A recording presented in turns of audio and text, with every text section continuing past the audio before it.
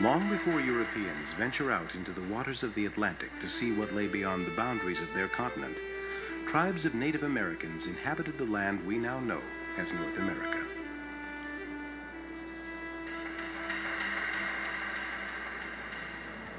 North America and South America, the last two continents that are in the temperate and tropical zones that received human inhabitation.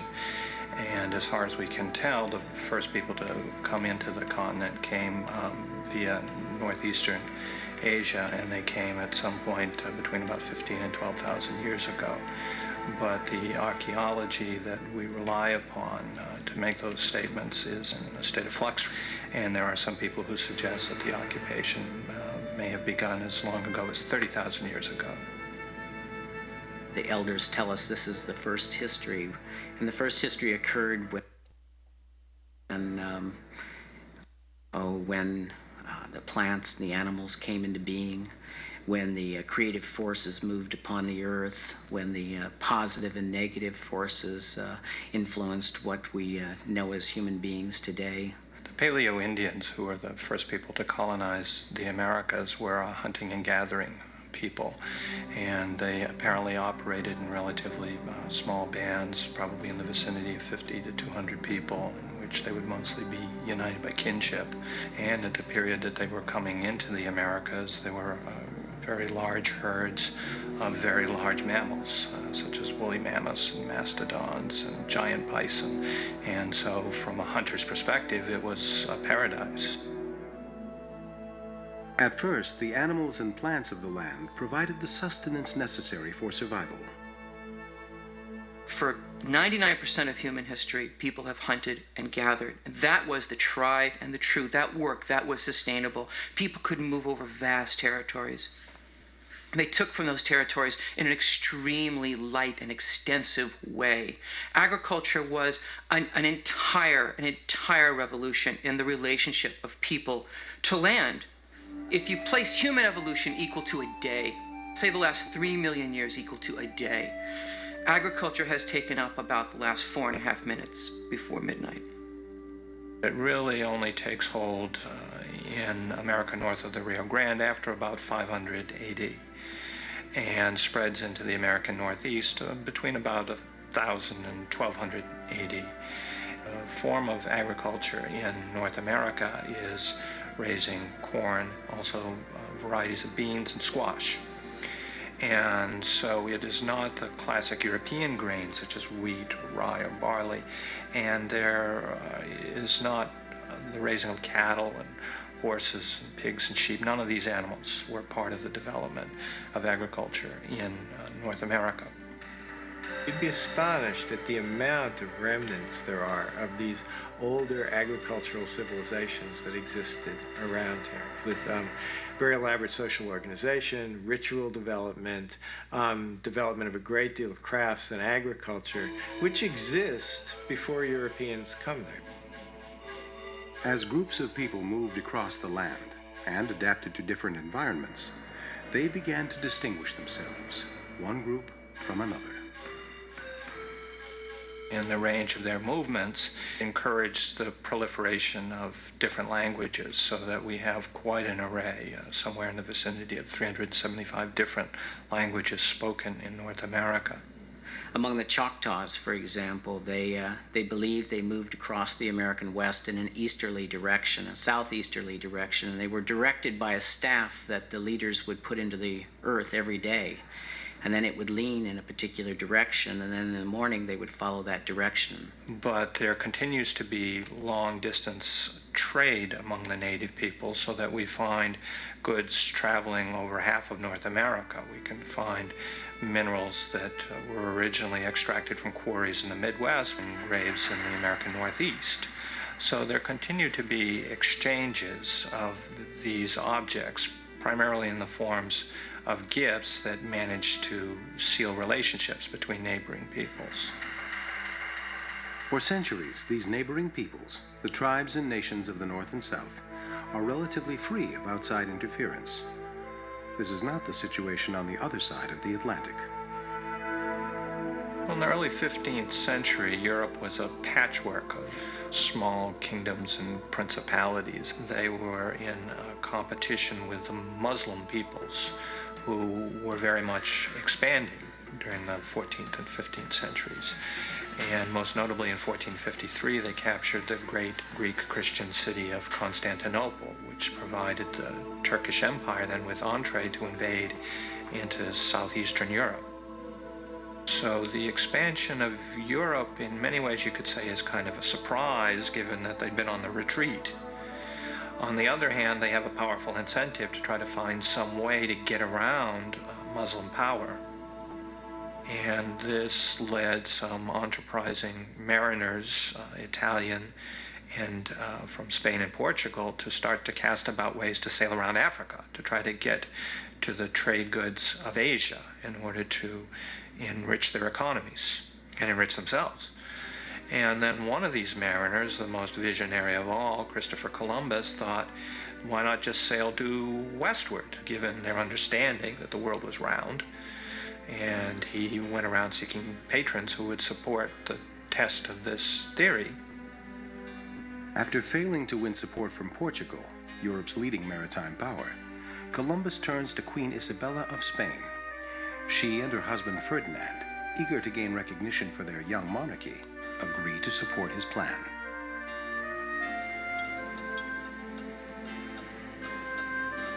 I left the city of Granada on Saturday, the 12th day of May, 1492, and proceeded to Palos, a seaport where I armed 3 vessels very fit for such an enterprise, and having provided myself with stores and seamen, I set sail from the port on Friday, the 3rd of August, half an hour before sunrise, and steered for the Canary Islands. Sailed this day 19 leagues, and determined to count less than the true number, that the crew might not be dismayed if the voyage should prove long.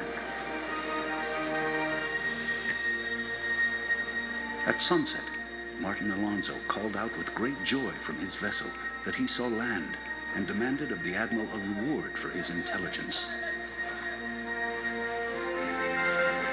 Continued their course west till the afternoon, then southwest, and discovered that what they had taken for land was nothing but clouds.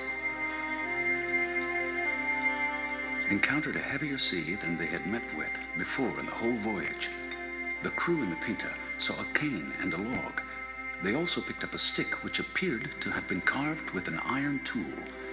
The crew of the Nina saw other signs of land and a stalk loaded with roseberries. The admiral directed them to keep a strict watch upon the forecastle and look out diligently for land, and to him who should first discover it he promised a silken jacket besides the reward which the king and queen had offered. At 2 o'clock in the morning, the land was discovered at 2 leagues' distance. It was a good thing that they made it when they did. They were getting low on water. They'd been out for a little over 30 days. But of course, it wasn't China or Japan that they'd reached. They were islands in the West Indies off the coast of North and South America. Indeed, Columbus went to his grave thinking that these islands were very close to China and Japan. In time, Spanish explorers stopped thinking of the Americas as simply an obstacle en route to Asia. They see it as a potential source of wealth, even greater than their original destination. In fact, except for a portion of South America now known as Brazil, they claim the entire New World for Spain and begin the process of colonization and subjugation. The Spanish monarchs really didn't have the capacity to fund and direct their own military expeditions, especially on the other side of the Atlantic. They were very dependent upon farming out these operations to essentially private entrepreneurs, military entrepreneurs. So an enterprising gentleman, somebody of military ability and of great ambition, would lobby the crown and try to get a license as an adelantado, which meant that he had the king's permission to go off in some part of the world, seek out other people, conquer them, and benefit from tribute taken from them. but any people conquered would then become part of the Spanish Empire, and the king would receive a share of the plunder and future taxes. And so for the monarchs, this is a low-risk strategy. They don't have much in the way of money, they don't have much in the way of a bureaucracy to manage large expeditions, and it encourages these ambitious young aristocrats who otherwise might be making trouble at home. Cortez, who was probably the most famous, most successful of the conquistadors, said that the Spanish suffered from a disease of the heart that only gold could cure. And that's a far more complicated statement than it appears at first, because it's not just we want money, we want gold, but gold for the 16th century was a point of entry, was an entree into much greater forms of social independence. You could buy land, you could buy status of a certain kind, you could be a gentleman. And that would free you in all kinds of ways. What surprised them, of course, was the high civilizations they did encounter in the Western Hemisphere, because the first major one they hit were the Aztecs, and later the Mayas, and later, of course, the Incas and Chibchas and all kinds of others. And I think ultimately they were rather dazzled by many of the high civilizations. These great towns and shrines and buildings, rising from the water, all made of stone, seemed like an enchanted vision from the tale of Amadis. Indeed, some of our soldiers asked whether it was not all a dream. It was all so wonderful that I do not know how to describe this first glimpse of things never heard of, never seen, and never dreamed of before. And yet, as the conquistadors carve a path across the countryside, they bring destruction to each of the civilizations they encounter. They are in there to get rich quick, to conquer Indians, subdue them, plunder them.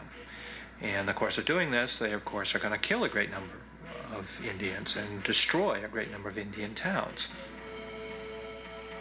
Without warning, the Spanish attacked, slashing at their hands and faces until they had killed all of them. This slaughter in the sacred patio went on for 3 hours. Then the Spaniards burst into the rooms of the temple to kill the others. Those who were carrying water, or bringing fodder for the horses, or grinding meal, or sweeping the floor. After night fell, about 10 o'clock, a terrifying mob of women appeared, carrying torches. They came for their husbands and relatives who lay dead in the porticos. And as the women recognized their men, they threw themselves upon them with great sorrow and grief, and raised such a wailing and crying that it filled one with fear. No one has the figures of how many people died. We only know through the emotions of those oral histories, and they just cry out to us about how horrible it was to watch the people around you die. The loss of a lot of Indian lives and the destruction of a lot of Indian towns is not in the long-term interest of the Spanish monarch, who wants his people to be taxpayers, and he wants them to convert to Christianity. And their destruction doesn't work to that end. So the Spanish monarch wants to use the conquistadors, but then wants to put them on as short a leash as he can keep them on. And that interest coincides with that of Franciscan missionaries. They are totally dedicated to their mission, which is spreading Christianity. And they're appalled by the violence of the conquistadors. And so they're often lobbying the king to reduce the power of the conquistadors and increase the power of the Franciscan missionaries over these colonial enterprises. There is an extremely strong religious motivation connected to the Spanish colonization, the missionary effort, all the missionaries who come over. And the Spanish crown itself is, and the Spanish state, is very much tied to the papacy and to a sense of its own religious purpose. In the native experience, the Franciscans are not always pleasant people to take into their midst. Native peoples who are reeling from conquistador violence often feel they don't have any choice, that they can make the best of a bad situation by accepting Franciscan missionaries in as protectors. But it's always a bargain with many prices that Native people must pay. The idea was to destroy the religions that they encountered and impose Catholicism upon those whom they met. The way it really turned out was that the Catholics soon found that the best way to get converts was to work out blends of Catholicism, which is why you find in Catholicism in different parts of Latin America to be so different, because of the varying Indian influences on the Catholicism. In terms of the governmental structures, of course, they wanted to destroy the major governmental structures, the ones that stood in the way of their conquest. On the other hand, to the degree that they could allow localized government systems to continue to operate as long as they played ball with the new Spanish rulers. In conquering the Aztecs, the Spanish put themselves at the head of a system in which taking Indian labor was already part of the system. But when the Spanish go to places far from the Valley of Mexico, when they move even beyond New Mexico or into California or onto the Great Plains, they don't find those same kind of Indian peoples in place, and they find it very difficult to import the kind of relations that may work in Mexico or the Andes to those places. So they have to learn to adapt. Hope sprang eternal that there were lots of Aztec empires and Inca empires, and it's this hope that inspires other Spanish conquistadors to probe northward from Mexico into what is now Florida and Texas, New Mexico, Arizona, even along the coast of California, looking for other rich empires. The other and more tangible and immediate incentive is that the Spanish plantations of the Caribbean islands needed labor. The native peoples that they had initially dragooned into doing the work on these plantations and also mines were dying out from their exposure to European diseases and from the stresses of slavery. The earliest Europeans to make contact with the African continent and to begin to bring black people into predominantly white communities as lifetime workers or slaves were the Spanish and the Portuguese, and they're doing this in the 15th and 16th centuries. They may even have been doing it earlier than that. They will initially even bring a few of these workers to Europe. So on the Iberian Peninsula, Spain and Portugal, there is a pattern of black slavery before these nations lead the rest of the European countries in the conquest and resettlement of what we now call North and South America, West Indies, of course, included. You know, simply put, it's the great labor needs that these Europeans who are in a very dynamic and exciting expansionist phase, they need laborers to help them develop and open up this territory and to make it economically feasible to do all of this settlement. So to get more slaves, some of these expeditions proceeded along the coast of North America to Florida and the Carolinas to grab people, to haul them back and put them into slavery, to sell them as slaves. And so someone like Ponce de Leon, rather than looking for the fabled Fountain of Youth, was looking for slaves. During this period, a third group also enters the scene: Spanish settlers. They're artisans, they're farmers, they're lawyers, they're government officials, and they come in and they want to share the riches of the Americas. So there ends up being a very heated competition between the secular colonists and the missionaries, who have a common goal of exploiting Indians, but have quite different ways of doing so. And that really the only European settlements that succeed in this area for a very, very long time are what I call vampire settlements, because it's Europeans attach themselves to a settled Indian community, such as the Pueblos in New Mexico, and basically live off of Pueblo labor and Pueblo resources. But without those kinds of settled communities, whether they're labor for mines, labor for missions, labor for ranches around there, then in fact the Europeans by and large cannot survive in this area. It's going to be an area which is very resistant of imperial control for a very long time. Throughout the 16th and early 17th centuries, the number of European settlers in Spanish America remains relatively small. The Spanish style of colonization is to exploit the existing native population, not establish large self-contained colonies. Spanish colonization was very much directed by the crown, by the state, in terms of the people they sent over, obviously the military types, the missionaries. And from the very beginning, Spain envisioned a highly elaborate complicated bureaucratic state, governed from the top down. They were going to control everything. The fact that they were 3, 4, 5,000 miles away was a major complication, but it was one that they thought they could overcome. A lot of people begin to see in Spain, after its golden age, a kind of stagnation of all kinds, and that this affected its colonial control. There were competing interests, and there were also Indian revolts. This is usually not given much attention in American history textbooks, but in the 1680s there was the Pueblo Revolt, which was a significant revolt against Spanish control. The Pueblo Indians lived in adobe brick villages, which the Spanish called pueblos. And these people didn't know they were all one people. They spoke different languages. They often fought with one another, and they didn't develop a common identity until they had a common set of problems imposed upon them by the intrusion of colonizing Spanish people. And so one of the ironies is that the Pueblo Indians developed improved capacity to communicate with one another, where there had previously been linguistic barriers. And this ability to communicate with one another enabled the variety of Pueblo peoples to unite in a rebellion against Spanish rule in 1680. And this drove the Spanish out of New Mexico. 2 centuries of conflict leave their mark on both the Native American and Spanish cultures. Indian peoples labor under a severe disadvantage, and that's their vulnerability to diseases that come in with the Europeans.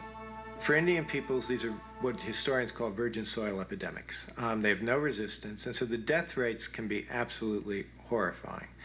And these death rates can reach, in some places, 60, 70, 80%. Now, disease itself will not give you that kind of death rate. It'll give you a lot. It'll give you 40 to 50%. But really, to reach the kinds of levels that are taking place here, very often what you need is social disruption. So Indian peoples not only get disease, but they're very often being victimized by slaving, raiding, warfare, which makes it impossible to feed, clothe, and house populations. Nobody's medicine is any good at this time.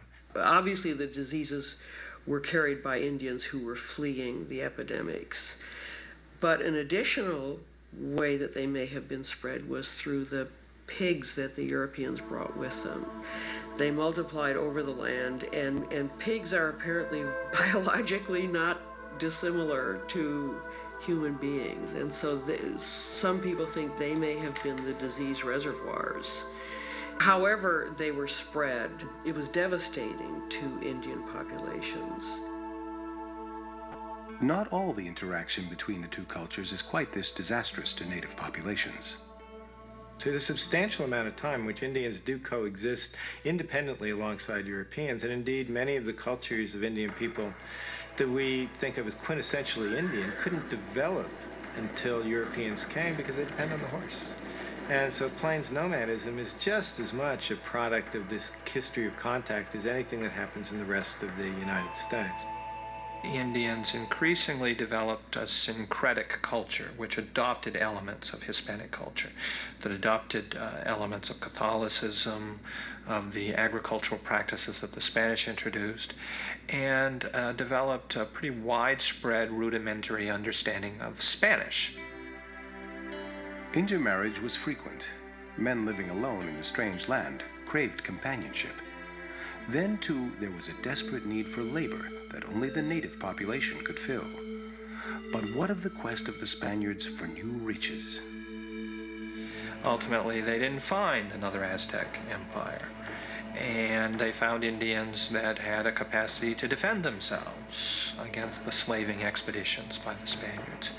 So by about 1560 or so, they concluded that the rest of North America wasn't really worth the bother.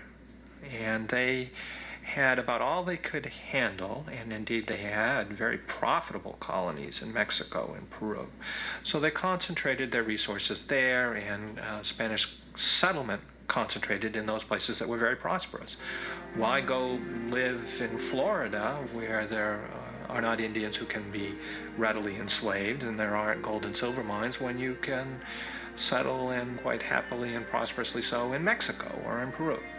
So the Spanish Empire was immense, it was very rich, but it didn't really have the capacity for further expansion at the end of the 16th and early 17th century. And yet the remnants of this collision between the Spanish and Native American cultures in the 15th and 16th centuries still exists today in parts of the United States and the nations of Central and South America.